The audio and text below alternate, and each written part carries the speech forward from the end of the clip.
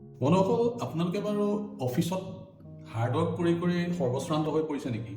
যদিহে সেইটো হয়, আপোনালোক সঠিক ভিডিঅ'তে উপস্থিত হৈছেই। মই আপোনালোকক আজি এনেকুৱা এটা উপায় দিম, যি উপায় অৱলম্বন কৰি আপোনালোকে আপোনালোকৰ হাৰ্ডৱৰ্কখিনিক স্মাৰ্ট ৱৰ্কলৈ ৰূপান্তৰ কৰি যথেষ্ট সময় বচাই বছৰ প্ৰিয় পাত্ৰ হ'ব পাৰিব। আহকচোন চাওঁ, এটা কাহিনীৰ মাধ্যমেৰে শিকোঁ কেনেকৈনো আমি স্মাৰ্ট ৱৰ্ক কৰিব পাৰিম। সুৰেশ আৰু ৰমেশ দুজন বন্ধু, দুয়োজন একেটা অফিচতে কাম কৰে। সুৰেশে ৰাতিপুৱাৰ পৰা গধূলিলৈকে কামেই কৰি থাকে, কিন্তু তেওঁৰ হাতত সময় নাথাকে। ৰমেশৰ হাতত ঢেৰ সময়, কিন্তু ৰমেশৰ সকলো কাম হৈ থাকে। ই কেনেকৈ সম্ভৱ? আহকচোন চাওঁ কেনেকৈনো ৰমেশে অসম্ভৱক সম্ভৱ কৰিছে। That's the taste of a job well done. ৰমেশে স্মাৰ্ট ৱৰ্ক কৰোঁতে ইউজ কৰা টুলকেইটা এইকেইটা। ৰমেশে ব্যৱহাৰ কৰা বুদ্ধিটো আপোনালোকক শিকাবলৈ মই এই চেম্পুল ইনভইচখন ল'লোঁ।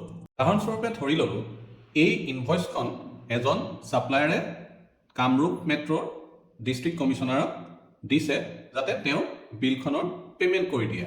এই কামটো ট্ৰেডিশ্যনেল পদ্ধতিত কৰিবলৈ গ'লে 15 মিনিটৰ পৰা আধা ঘণ্টা সময় লাগে।